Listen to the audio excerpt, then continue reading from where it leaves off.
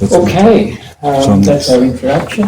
So, Keith, if you would like to plug your laptop in. And, So I'll just unplug this.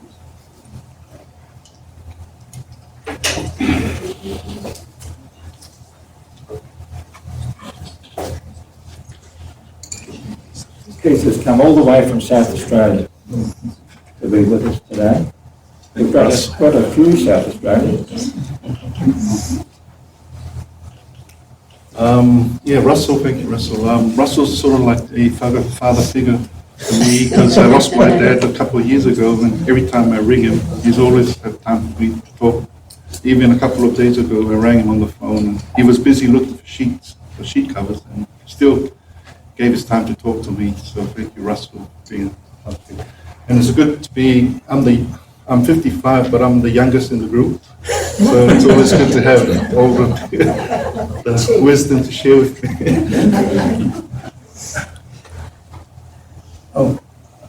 Yeah, so I'll just repeat it. Excuse me, Keith. Yeah. Some ladies here who can't hear you very well. Yeah. I haven't said it. I'm just mumbling.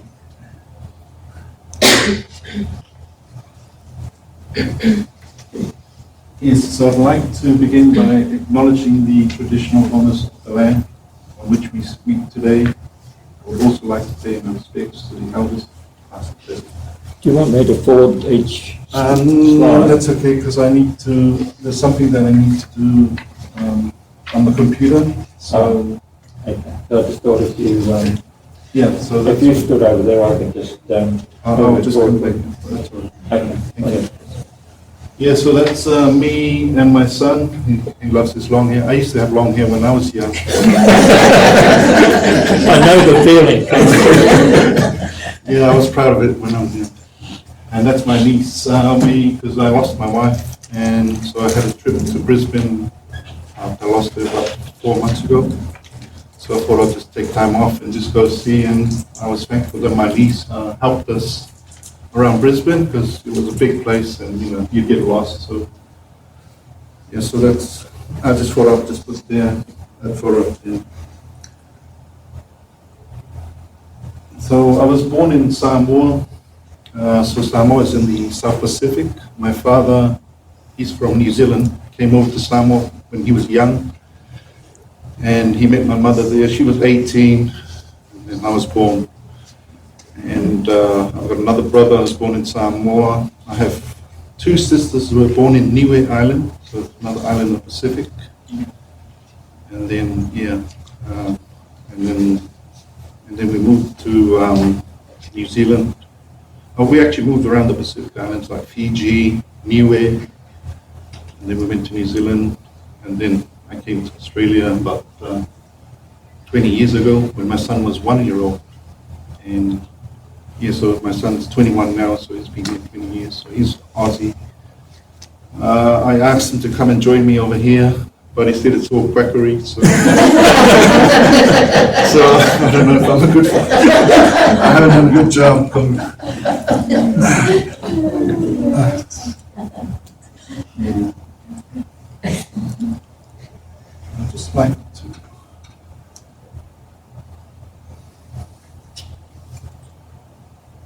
I'd just like to show a bird's eye view of just where I was. And so if I type in Creswick, R-A-C-A,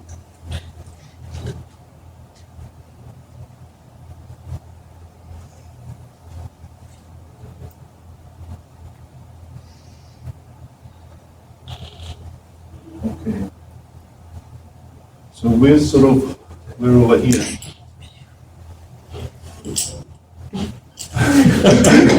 We're here. Divvy. And I was born in Samoa, so if I type, but what I want to do is skip here. Just go to Samoa first. So that's Samoa where I was born. Past Fiji, and that's Samoa there. So that's where I was born. in the island in the Pacific. And further down, there's a small island here called Niue. Let me put it down. Anyways, yeah, there it is. Lived there for 10 years of my life. Very small island. Yeah, it's a flat land. There's only 2,000 people there. So a very small population, so it's a bit unliked. But what I wanted to show you was the Edgar Cayce in America. So that's my dream, that I'll go there one day.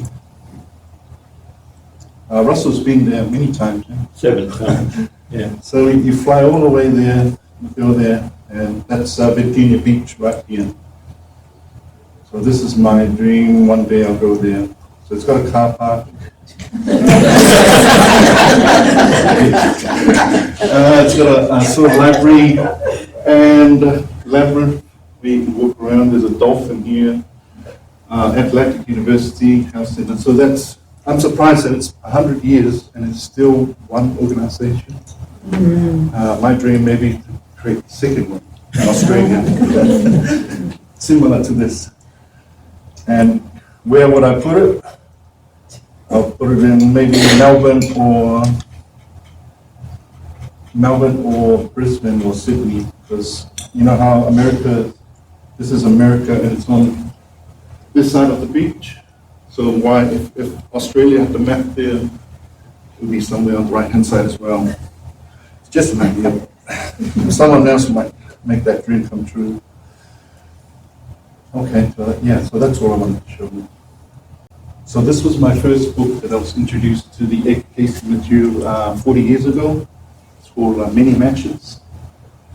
My dad had some Edgar Cayce books in his library, and I just picked it up. I read it, and I was hooked ever since. And the last 40 years, I've been focusing more on the metaphysical topics, but not the healing side. So I'm no expert in healing or health issues. But I've just focused more on the metaphysical, spiritual side.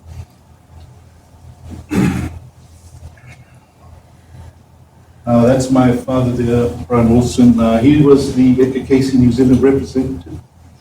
So he published a monthly journal, Rainbow Journal, and then he released a book which I helped publish before his death. So I think he accomplished his mission in life to write a book. It's only sold maybe 5 copies, but doesn't matter. If you have a mission, that's you do what you do. It doesn't matter how many. Nobody reads it. Or changes. I have some goals as well. So I've sent these books to the Philippines. I sent the case. It cost me $144 for an 8-kilo box of books. So it's very expensive, but it's worth it. There's a group in the Philippines, a study group, and one of the ladies that touched me was she works for the orphanage. So she touched me a lot, and she's doing a good cause. So I moved to send all my Edgar Cayce books, so that's one lot. So I've still got another 2 more boxes to send. So I'll just send this just to trial in case it doesn't reach there. I'm hoping if it reaches there, then I'll send another box. And these are the books that I've sent. That's just I took a photo of it.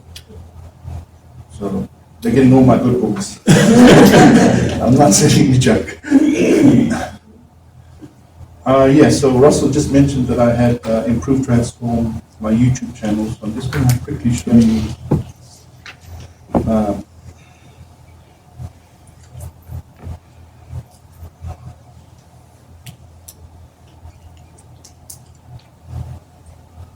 Why did I choose Improve Transform? I was really into self-improvement books and transformation. I had lots of self-improvement books, but then I started, I should focus more on the Edgar Cayce work. So I just realized when I clicked in oldest, it's not showing. It's from that. Let's close this down.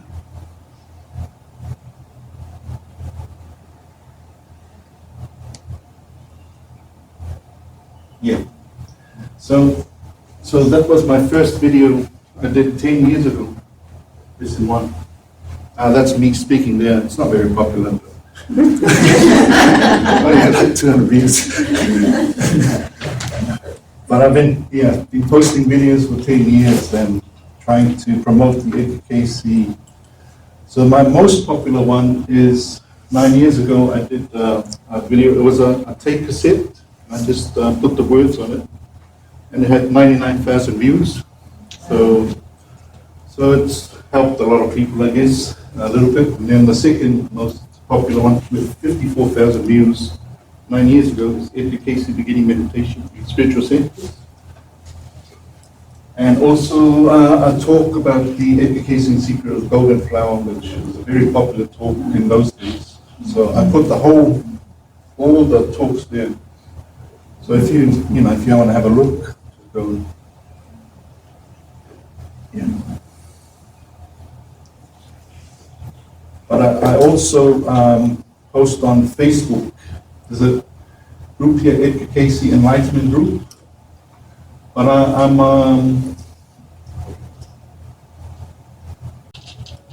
so I sort of post here every day, but I don't use my name. I just use Samoa Lulima, just as I just like to be anonymous. So it's built up to 13,000 members, and you also find Russell Bowie's all his photos and his we promote it there as well. So if you want to join that group, just join there. I post there every day, so trying to promote the Edgar Cayce material there. So it's growing in popularity. There's another Edgar Cayce group that has 100,000 members. So I'm trying to pull them over to my group. And this is my TAFE studies at the moment. I'm doing a diploma in event management. It's the first semester that I've done. So I'm hoping to be a good event manager and one day manage a conference like this and help Russell Bell. Sorry I couldn't help him because I've just started studying. So I'm hoping in the future I'll be the event manager for Cayce Australia, and I'll do a good job, professional job. We're looking forward to that. I also send, as part of my helping in Samoa, I just send, I just try and send a projector and a little mini computer. Okay, I send them to help. Because when I was educated in Samoa, I went through the whole education system. It's very, very poor. That's why my communication is not very good. I could have been a better communicator if I was brought up in Australia. So I'm helping, teachers there to help their students improve their reading. So she's my brother's, so my sister-in-law's sister. She's running an I Can Read Foundation to promote reading in Samoa. So I've sent a couple of this sort of stuff to teachers in Samoa, try and help improve their teaching. Okay, so I'll just discuss the reason why I'm doing this topic. So this is my attitude ever since I started to be a seeker, but also the help of Christ as my helper, and it's helped me all my life.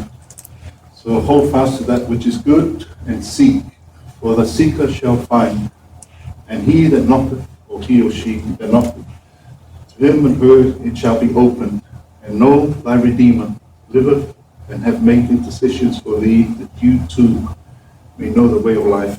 So Jesus Christ has been my helper ever since. And, only good things will come, guaranteed, from personal experience. So what is principle of healing? So the meaning of principle is it's a fundamental truth or proposition that serves as the foundation for a system of belief or behavior or for a chain of reasoning. So that's the meaning of principle. And healing. So healing is not just taking a shot of penicillin or having spinal adjustment or massage. or experiencing the laying of the hands in prayer, or going through a visualization experience, applying one mode of treatment. It's all of these and more. So healing is the process of attuning ourselves, our energies, to our true nature for the purpose of becoming co-creators with the divine. So to be a helper with Him, to do the good works. That's the reason why we all want to be healthy. To do, help our family, friends, everybody, the community. So as long as you're busy helping everybody, good, you're achieving. So that's the reason why you want to be healthy. So know that all strength, all healing of every nature is the changing of the vibrations from within, the attuning of the divine within, the living tissue of the body to create energies. This alone is healing. So all your cells and your tissues are all serving God. So so know deep within self that the source of power, the source of might, the source of grace, the source of mercy, the source of life, and the source of health comes only from the living God. And that's the truth,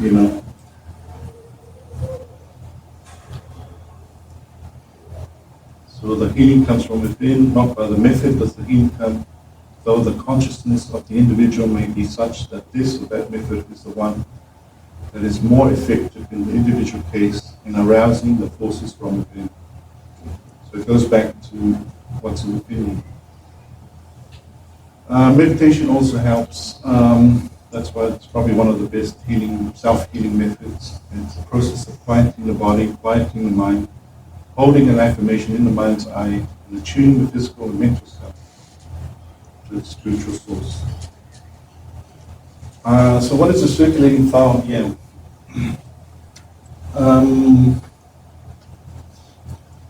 I think you have a copy there of a list of circulating files. So circulating files, there's hundreds of them. So circulating file is a compilation of the Edgar Cayce readings on either health conditions or metaphysical topics. So there are over 700 topics available. So out of all the readings, it's all, they sort of focus them on different topics. So each circulating file is simply a collection of reading quotes or full readings given from different individuals on a similar subject or disease. And so the statement here is the ARE cannot and does not suggest treatments for physical ailments nor make claims about the effectiveness of the therapies. So we encourage everyone working with the health field to do so under doctor's care and advice. Remember having the mental attitude of the seeker. Yeah, so this is the one list of non-medical files. So this is my favorite part. So I have access to all this information here. So it's all about astrology, Bible, you name it, it's all there. These are the medical files.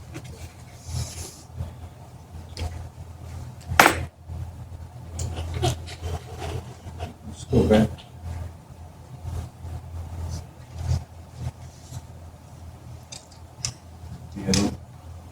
Oh yeah, there it is. So principles of healing is here.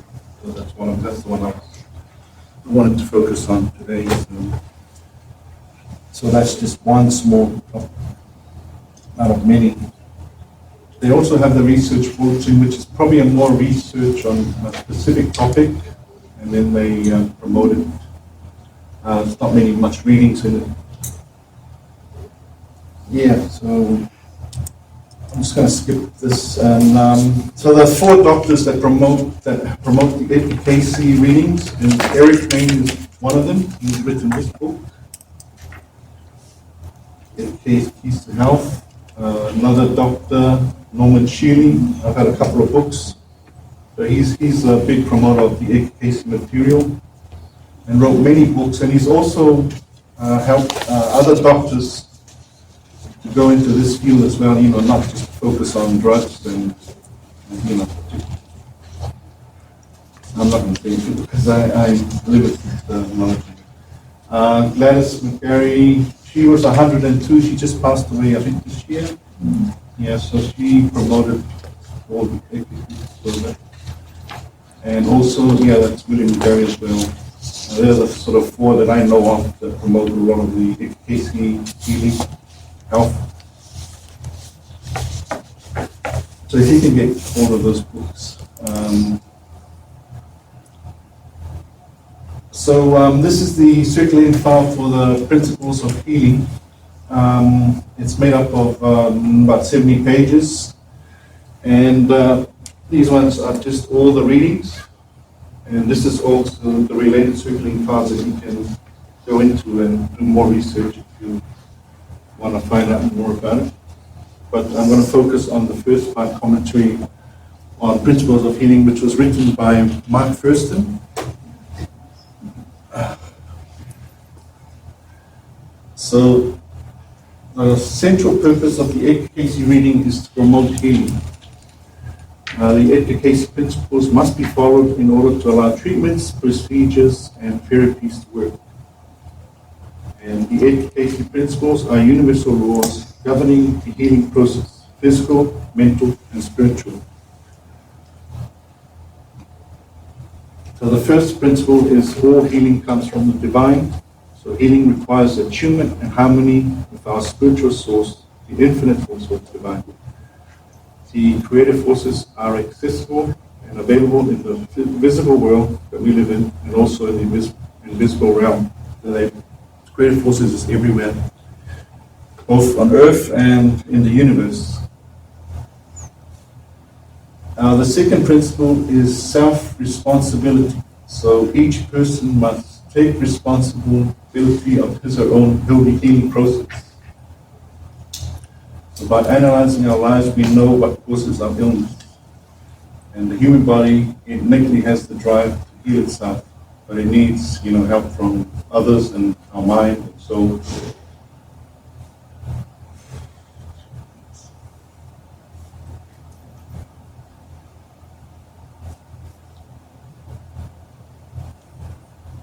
The third principle is the vibrations play a part in the healing at the atomic level. There is a type of consciousness that exists in each atom. We experience healing when our vibrations are adjusted in a correct manner.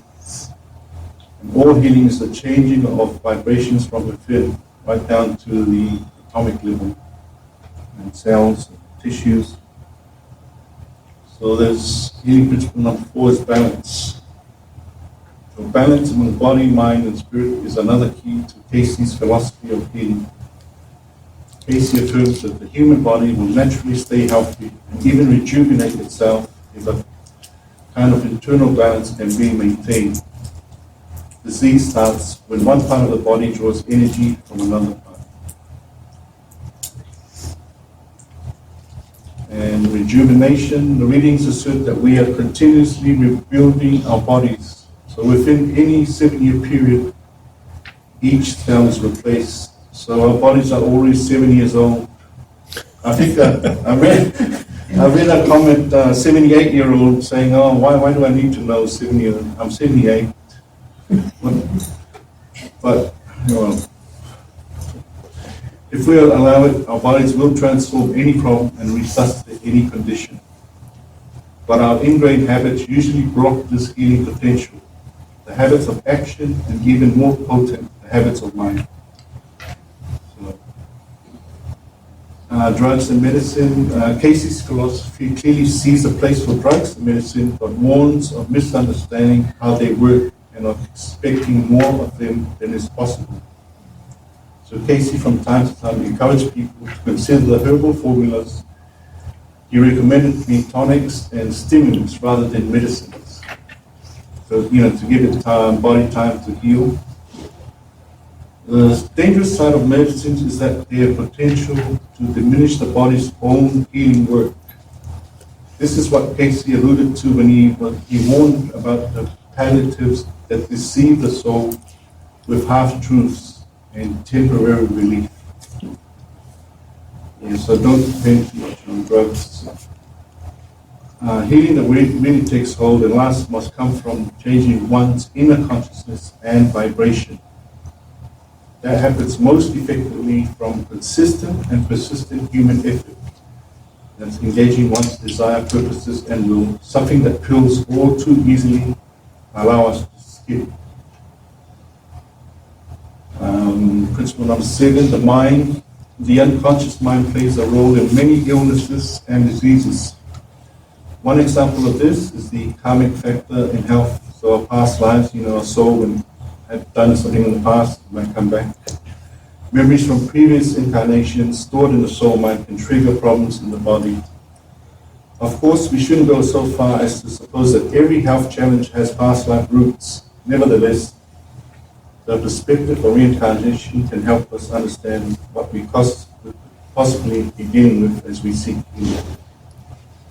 Another part of the mind, attitudes and emotions.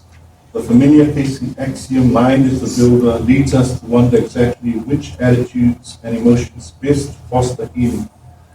Readings emphasize several. Self-acceptance. As we rid ourselves of self-condemnation, we make room for healing forces to enter. Optimism and hope.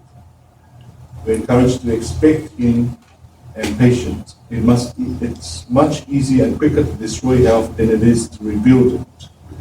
We need to be willing to patiently invest whatever time is required. Another part of the mind, visualization. We are invited to use the creative potential of visualization to stimulate our own healing. So the mind's image-making capacity can be directed in such a way that we see the healing transformation taking place.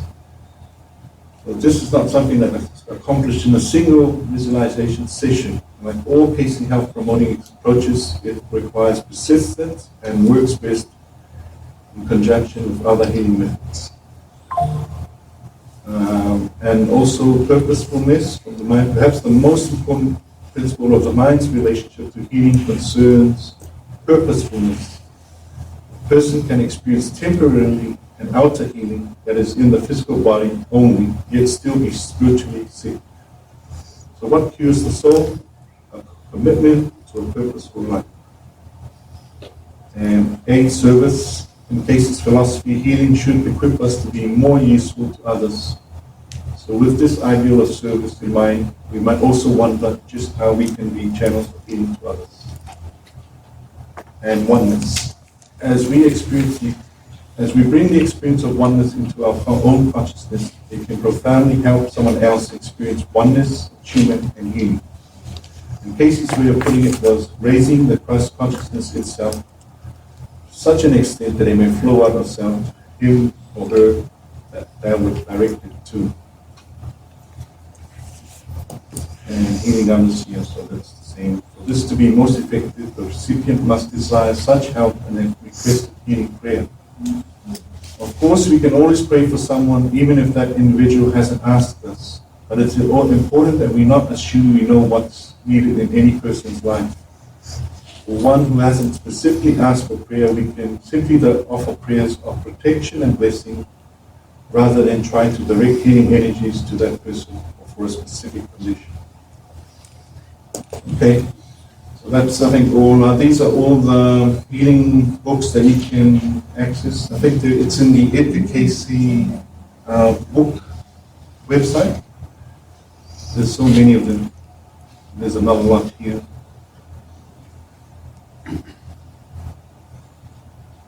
You can also, this book here, which I brought, you can find this Principles of Healing here, or this book here. I'm just gonna skip past all this. I'm just gonna finish my talk. But is there any questions that you'd like to ask me?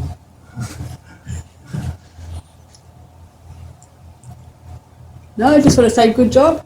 Lots of interesting things there. How accessible are the books, do you think? You can get PDF copies or Kindle. You can get it from Kindle. The physical copies? No? That's a hard one. I prefer abooks.com because I get all my second-hand books from there. They're cheaper.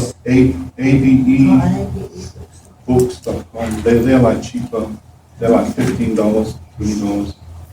We also have a lot of second-hand books available to take from here. They're on the table over there. But if you'd like to make a donation in the donation box for them, This is another. But I just wanted to invite Lolita to come and fill in because she's sort of my mother figure as well. Like she helps me, and yeah, just to fill in time. So thank you very much. Thank you. Well, good morning, everyone. I am here because my friend twisted my arm. No, I'm just joking. My covenant with the universe or God is to be sent where I'm needed. And I just want to do a brief introduction. Who am I? Why am I standing here? And my talk will be in keeping with the theme of healing. My maiden name is Lolita Flores Villanueva, which means little one with a flower in a new house. I came to Australia because I met my husband, an Australian, Robert Gibbon. And so when I married him, my name became Little One with a Flower in a New House with a Monkey. My husband, who has passed away at the age of 46, massive heart attack, didn't like it when I used it as an introduction, but he got used to it, and he realized that it's just to break, the, what do you call it? Honesty. Yeah.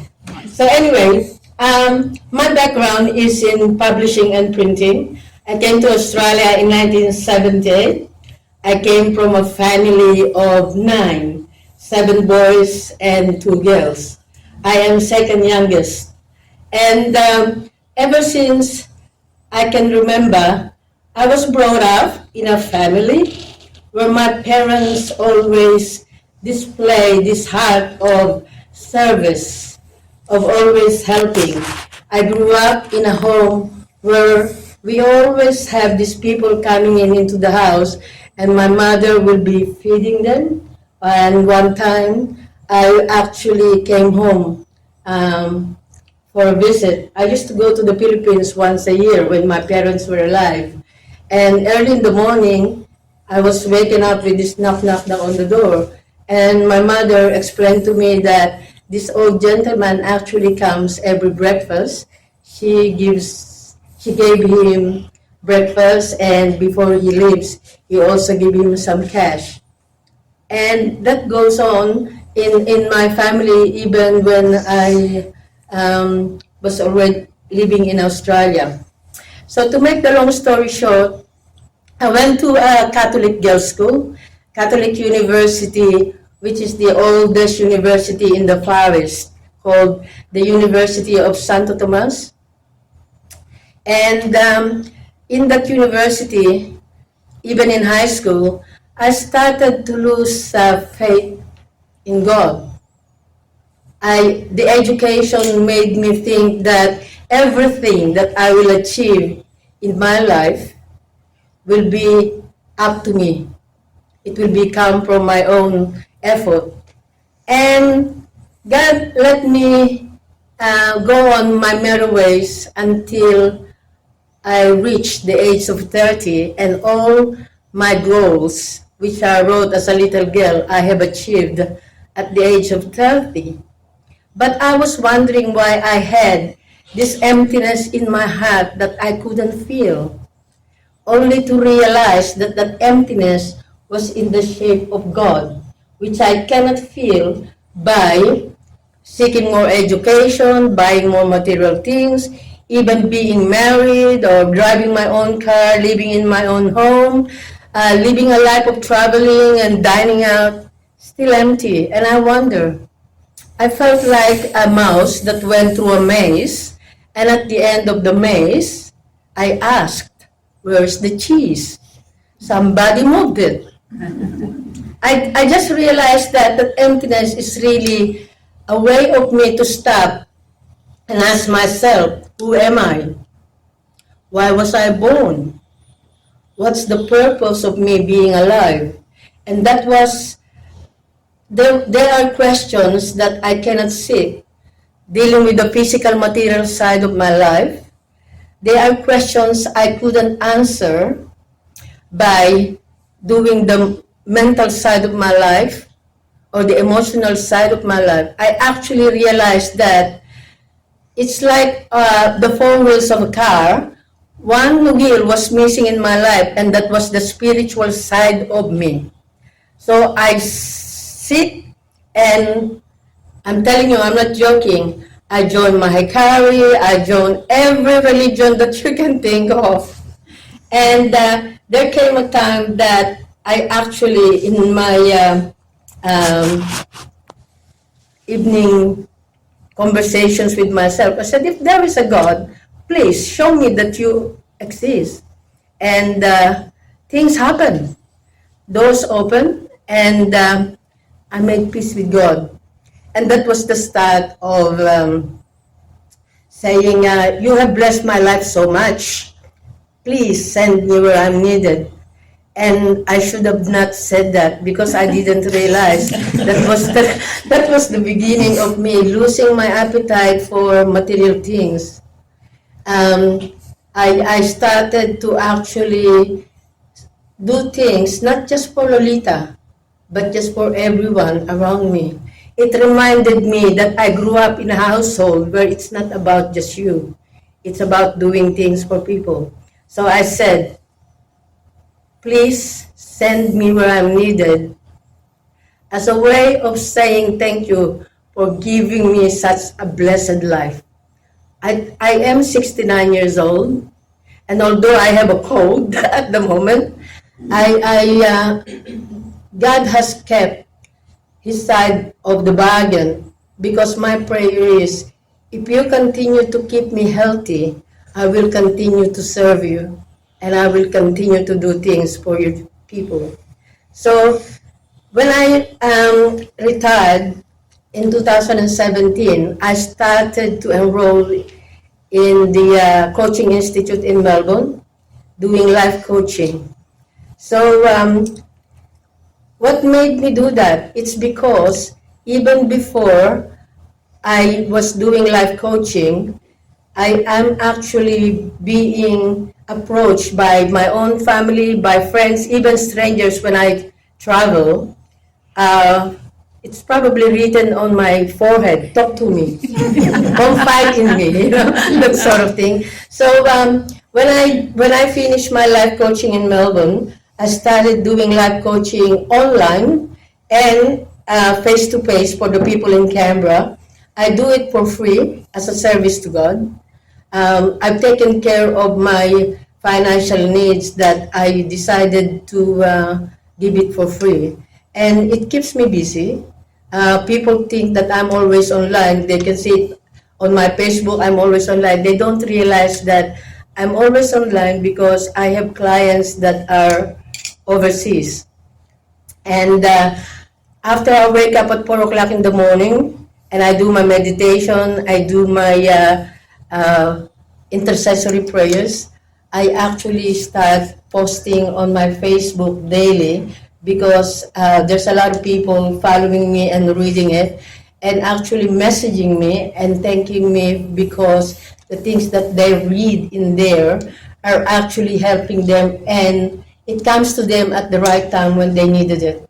So my prayer when I started my Facebook account that please use the gifts that you have given me to be able to spread the word about your existence, about your love and the power that you have and the things that you want to do in each and everybody's life. So the feedback that I get, it's like a confirmation that God has answered my prayer. So I continue to do that. For those who want to have a sticky bee and wanted to know what I'm actually posting on my Facebook, the name is under Lolita Villanueva Gibbon. So in my attempt to do my talk in keeping with the theme of healing, personally, I realized that with healing, I have to do it for myself first because I cannot give what I haven't got. even if people come to me asking because they're thirsty and they want a drink, if my jug is empty, I cannot pour anything. So I started working on that. I had to find the balance of looking after other people and looking after Lolita. Because for a long time, I was really giving a lot and I was running on empty. So that's one of the lessons or the healing that I have to do, is to actually balance the service that I do for people and the service I have to do for Lolita. So with the life coaching, I find it really interesting that especially during the COVID times, there's a lot of people worldwide that are facing suicides. There's a lot of relationships breaking up and things like that. Or most of my clients are in their middle age, not knowing what to do and asking themselves what have they done for the last 30 years and what are they going to do for the next 30. I have a lot of clients who are women in their 60s after retirement, again trying to find a meaning, what can they do after retirement. And because from personal experience, I am able to sort of say, there are still lots of things to do. I assure you, there's still a lot of things to do. So I'm not going to take too much of your time, and I just want to share with you that in healing, it is once I have worked on healing myself first, I find that it actually pours out to the people that I meet, to the people that are being sent to me. I said sent to me because my prayer and my request to the universe is, please send me where I'm needed. And so when people approach me and ask for life coaching, I know that that is someone that is being sent by the Father, Mother, God. So thank you for giving me the opportunity. Keith, I thank you for this time that you have allotted for me. Thank you, everyone. Maybe someone else can. Maybe we'll. Yep. Thank you, Lolita, and thank you, Keith.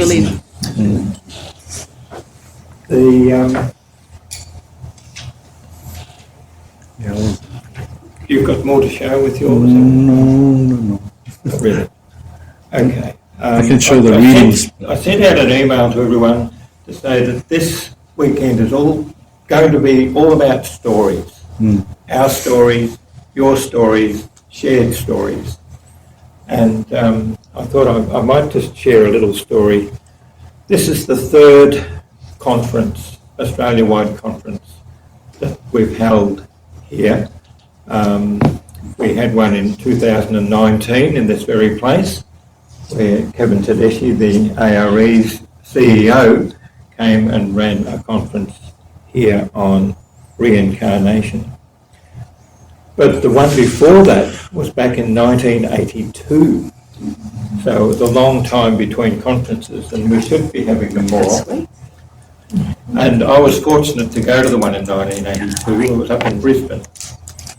And it was a 4-day conference, Monday, Tuesday, a rest day on the Wednesday, Thursday, Friday. So we covered a lot of topics. I think there was about 44 people turned up to that from all over Australia and some from overseas. And one of the guests from overseas was a hypnotherapist who'd written a book about hypnotherapy, hypnosis and the higher self. And he was invited to come over from New Zealand to talk and about some of his experiences with healing through hypnosis. And he shared one story which was about a child who had been brought to see him who had severe asthma, and it was almost life-threatening, it was so severe. So using hypnosis, he took him back to prior lifetimes, and he was trying to find the lifetime that was the causal lifetime for this illness of asthma. And he found him working with a pit pony leading little carts of coal out of a coal mine in England quite a few centuries earlier. But he was a young boy, and everyone in the audience thought, oh, obviously that's where the asthma came from, because he couldn't breathe in this coal mine. But no, he actually went through to the death of this child in that lifetime, and he was a man. He'd lived through that time working in the coal mines, but he was on a boat travelling to meet up with his fiancée to get married. Anyhow, the boat foundered in a storm and sank, and he drowned. And it was this drowning experience, knowing that he would never see his love again, that caused the asthma. So that was a real shock to him, to find that's what had caused the asthma, because like everyone else, he thought it was this life living as a child, leading pit ponies, pulling coal out of a coal mine. So apparently after this session with this child, he never suffered asthma again. So it actually took that away. Whether it cured the karmic implications wasn't discussed during that conference. Laurie Follis, by the way, was the name of the New Zealander that had written that book, Hypnosis and the Higher Self. A very, very interesting book with one session that he had where he took someone back to Atlantis and actually took him back to a hypnosis session in Atlantis and spoke through him, through this client, to the hypnotist back in Atlantis time, 10,800 years ago, and told him, which just shows that there's no such thing as time, to be able to talk directly to someone 10,800 years ago through someone who's under hypnosis now and back then at the same time. So that was a very interesting part of the book. Another interesting person that was invited to speak at this conference in 1982 in Brisbane was a Dr. Jeff Miller, who he was a cardiologist, worked as a GP, but he was a specialist cardiologist, worked in hospitals and things as a cardiologist. But he ran a healing centre up on the Gold Coast hinterland at a place called Raphael Healing Centre at Springbrook. And so on the Wednesday, which was the day off of this conference, I drove a minibus full of all the visitors to this region from Victoria and South Australia, from Brisbane all the way down to Springbrook, and we had a tour of Jeff Miller's centre up there. It was fabulous. It was a stunning, stunning place. Sorry, I get a bit emotional about it.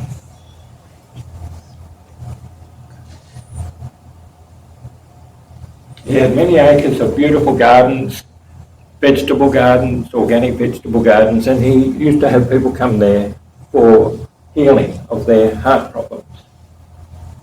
And he and his lovely wife Shirley used to run this place. They even had an 80-foot waterfall on this property. It was just stunningly beautiful. I probably shouldn't have started this story. You can do it, Russell. Very, very good. Anyhow, also in 1982, my wife Maria, who was studying kinesiology, went to a conference on the Gold Coast, and one of the guest speakers was Dr. Jeff Miller, talking about Raphael Healing Centre to this group of kinesiologists. I didn't know Maria at the time, and she thought, this is the most wonderful thing she's ever heard of. I'd love to go there, but I'm just a nurse. He's this whiz-bang cardiologist who runs this beautiful centre. I'll never get to go there. So that was back in 1982. In 1985, I had to go to a conference on the Gold Coast as an architect. And I invited Maria and a friend of hers to come with me because I'd fallen in love with Maria by that time.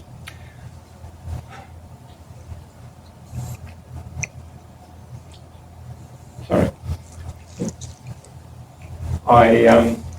My wife died 3 years ago, so that's why it's so emotional for me. And surprise, surprise, I'd arranged before the conference to actually take Maria and her friend to visit Dr. Miller at his centre.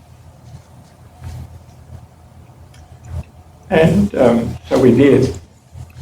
And he had this beautiful outdoor chapel, which was beautiful, made out of stumps of wood for the seats, a beautiful timber altar. It was just gorgeous.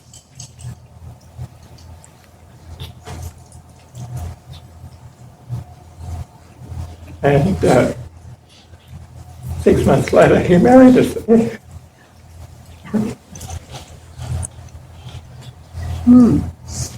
Because we found out he was a priest as well as a doctor. Fantastic. Yeah. Sorry, every time I talk about my wife, I get emotional. And my daughter's here as well. So, sorry, Jen. Oh, that's beautiful. I probably shouldn't have started this story. I thought I'd be okay, but no, I just You'll have us all in tears now. I think any time even when she was still alive, I would break down and cry every time I spoke about her because she was just wonderful. So it's interesting how, she made this wish. I'd love to go to this place. And then a few years later, there she was. And that's where we actually got married by Dr. Jeff Miller. So the reason I want to share that story is that according to the Edgar Cayce readings, we have what are called unseen helpers, unseen influences, which you could call them angelic forces. They're just part and parcel of who we are, but we can't see them. They can't interfere in our free will, but they can nudge us in the right direction and help to align us to our life's purpose. So if you make a deep, heartfelt wish, there are other unseen forces and unseen influences who can help you bring that about. It's quite remarkable. We in our group call this the unseen forces, the unseen influences, the Adjustment Bureau. We call them that because there was a movie with Matt Damon and Emily Blunt from quite a few years ago called The Adjustment Bureau, about these unseen forces, these unseen influences that do affect life on Earth without us knowing about it. So whenever we're doing any sort of work, healing work, whatever it is, know that we're not doing it by ourselves. There's a whole team behind us. Because if we're doing the right thing for the right purpose, it will cause the Adjustment Bureau to make sure that we can be helped. And it's like, as another example, before I met my wife and before I even knew her, she'd come to this town, Creswick, with her sister and the 7 children they had at the time, to go to what was called the Dinosaur Park, which was located here in Creswick. It doesn't exist anymore. And this Dinosaur Park, they didn't know where it was. They'd driven up from Geelong, and so they called in at the local police station, which was on Raglan Street at the time. It's now moved. And my sister-in-law went in to ask where the Dinosaur Park was at the police station to get the information. My wife-to-be and all the kids hopped out of the car. There was a combi van, that's how they all fitted in. And they were playing in the playground. And Raglan Street is an avenue of beautiful oak trees, magnificent mature oak trees. And Maria, having been born and raised in Europe, loved oak trees. So she was watching the kids playing there and she looked up the street and she thought, what a beautiful place. I'd love to live in a place like this. A few years later I'd met her, married her, and I'd bought a property on that street. So once again, I'd love to live in a place like this. The Adjustment Bureau hears that and makes things happen. So we are helped, whatever it is that we need to do in our life, whether it's healing or whatever, finding the right purpose, the right work we're to do. We have unseen forces, unseen helpers that will be there. And all we need to do is a heartfelt prayer. I thought, I always had prayer, send to me someone that I can love and help, and who can love and help me. And Maria had a similar prayer that she used to say. So I'll have to try and avoid talking about Maria. But, it's such an important story for me to know that whatever it is that you need to be doing, you will receive help. That it's not a battle that you're trying to do by yourself. It's a team effort. So know you're part of a team. The other little story I'd like to show. I was going to say, there is a little bit more time till 10:45 morning tea, and it's 10:30. Margie said she would be happy to do like a mini meditation if you would like. Yeah. I'll just say one more quick story. Okay. And that is one time I was in Virginia Beach, probably around about 2014, at the Edgar Cayce Centre for a conference. And I used to go for a walk early every morning. And each morning, or virtually every morning, I would encounter this older man carrying a bag, and he was collecting litter. And he'd be walking down this main street, Atlantic Avenue, and he'd be collecting litter as he found it. He'd go up maybe 50 metres into each intersecting street to collect litter if he saw any there. And I used to greet him every morning that I saw him, and then the last morning I said to him, before we left to come back to Australia, I actually stopped to talk to him, and I said, gee, that must be a never-ending task. And with a twinkle in his eye, he said, yes, but at least I have job security. And that really struck me. A lot of people wish they had job security, but who were we working for? And I realised afterwards that he was really working for God. We all work for God. If what it really boils down to, we might think we work for someone else, we might think we work for ourselves, but really we all work for God, every one of us. And in that way, we all have job security for life. We've always got something to do, and as Lolita was saying, she knows that she's working for God. So she's got job security as long as she wants it. And Margie is going to do a little mini meditation and give me time to recover. All time to recover. Thanks, Margie. Hello, everybody. I'm Margie. There's a meditation centre in Adelaide called Lifeflow, and that's where we started. My family and I, and we've been a member for many years. So all my work is from Lifeflow. The director is Dr. Graham Williams.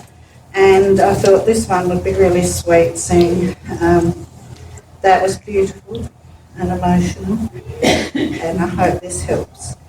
It's called Instant Calm Breath, and it would be good if you can perhaps just uncross legs, wiggle your bottoms back into your chairs, sit reasonably straight, have a little stretch if you need.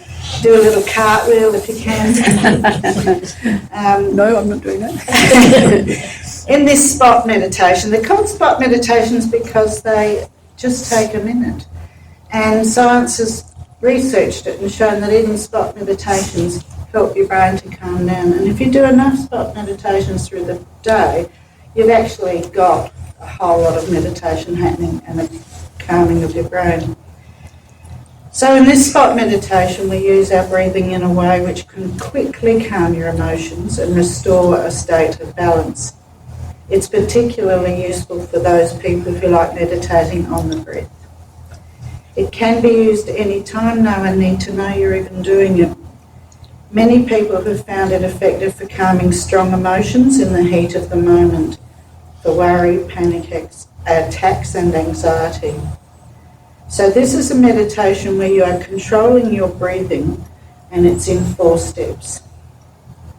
You may like to keep your eyes open, you may like to just look at the floor, or you may like to shut your eyes, whatever you're comfortable with. Take a little breath and then let the breath out of your body with a sigh.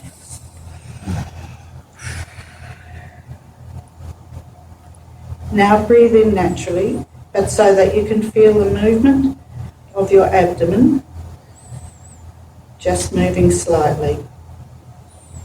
Hold the breath for a little while, just as long as is comfortable for you. And finally, let your breath out as smoothly and slowly as possible. When you have finished this out-breath, simply return to your normal breathing. So we'll try that one more time. Let the breath out of your body with a sigh. Now breathe in so that you feel the movement of your abdomen. Now hold your breath for a little while, just as long as is comfortable for you. And finally, let your breath out as smoothly and slowly as possible. When you have finished this out-breath, simply return to your normal breathing.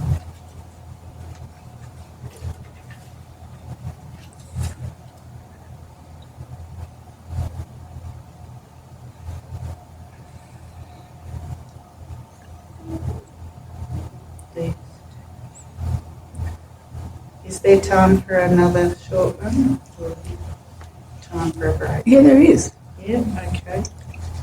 This one's called Meditating on Sound, and it's particularly beautiful outside, bushwalking, walking in a park, beach, any natural environment, listening to the birds and animals, the wind in the trees, or the sound of the sea, opening up to the natural soundscape. As you open to the sounds around you, you might notice the physical sensations of your body responding to the sounds, and you might even feel sound through your whole body. When we sit down to meditate, there's always noise around us. You will find if you open and make this a part of your meditation, it will no longer be a disturbance to your meditation. After time, you can even meditate on traffic noise. So open your mind to all of the sounds around you, listening to everything. Listen out as far as you can. Listening to all the sounds just as sound. Just allow every sound into your awareness. You might even hear the sounds in your own body. If so, open up to them as well.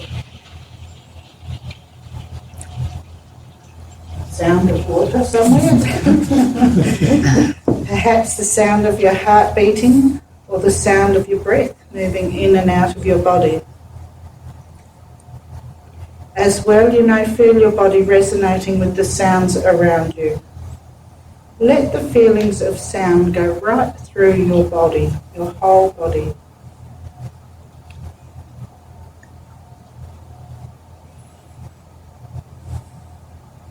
Allow your awareness to rest in the sensation of sound.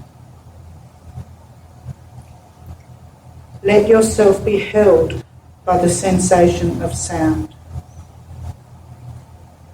And you might even have a sensation of floating in sound.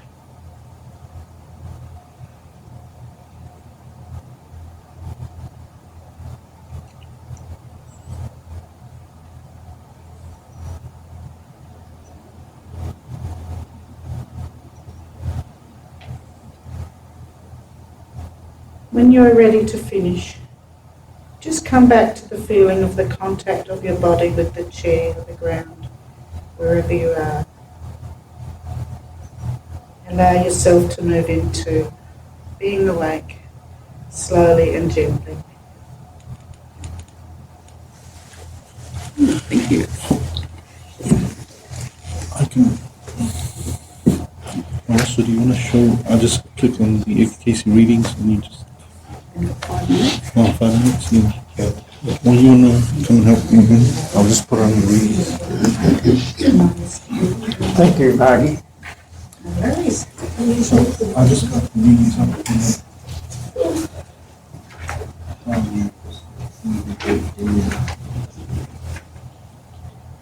is all the readings here. Yeah. These are all just readings right now. What Keith is going through on the screen here is all 14,000 to 300 or so of the Cayce readings that were given. The 262 series of readings were for the original study group formed in 1931, which studied material called The Search for God. There was, over many years, Yeah. 140. 130 of those. Started in 1931. Yeah.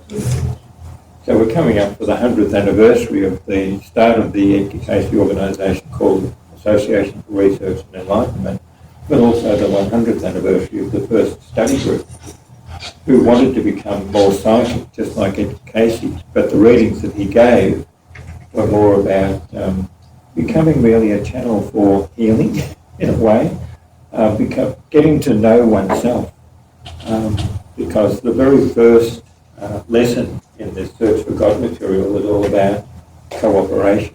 Well, first of all, it was meditation, but then cooperation was lesson number one. So working not only together with other people, but working in partnership with God, basically. And then the next lesson was know thyself, which was what I mentioned earlier. We had the little reverie as we seek to see and know thy face. So know thyself was what you really had to get in touch with, who you are, what are you here for. So these 24 lessons from a Search for God material were just so beneficial, and we'll be talking about those tomorrow because there's quite a few members here today that are still involved in the Search for God study. And there's hundreds of groups all over the world studying that same material nearly 100 years after it was first introduced, and it is life-changing. You can read the books, but it won't change your life unless you're doing it in a group, because as a supporting group, you help each other to understand the lessons and to apply them in your daily life. Because as the Cayce material says, it's important to apply whatever it is that's being presented in your life. If it works, keep doing it. If it doesn't work, try something else. So it wasn't a panacea for everything, but people will find something in the Cayce material, and there's thousands and thousands and thousands of these readings. Unfortunately, unless you go via Keith, you have to become a member of ARE in America, which costs $90 US a year. And that gives you access to all of this material, all these circulating files, all the readings, all the reports that went with the readings, all the correspondence that went with each reading. It's all available there. But Keith is your resource man if you want to try and get information about anything without having to pay $90 US. But it's worthwhile supporting the ARE at the beginning of each. The work that they can do. So I think I hear the tinkling of glasses, or maybe it's the tinkling of bells. Yeah. I think morning tea is being served just outside this door. I can see it's ready, yeah. Oh, yeah. Hopefully it is.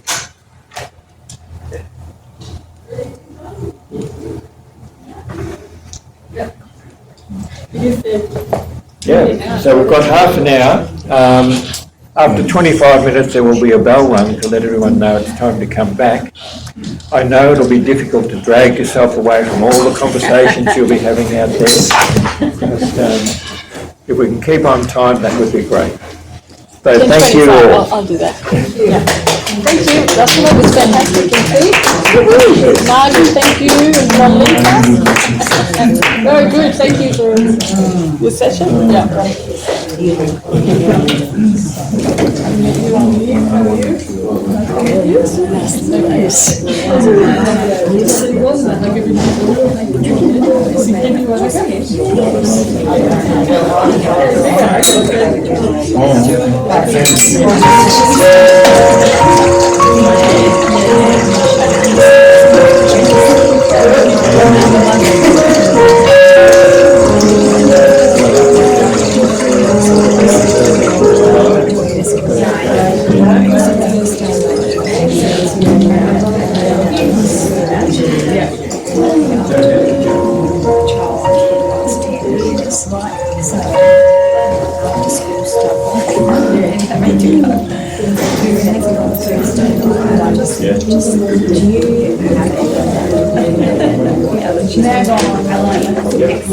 Yeah, she ran mine for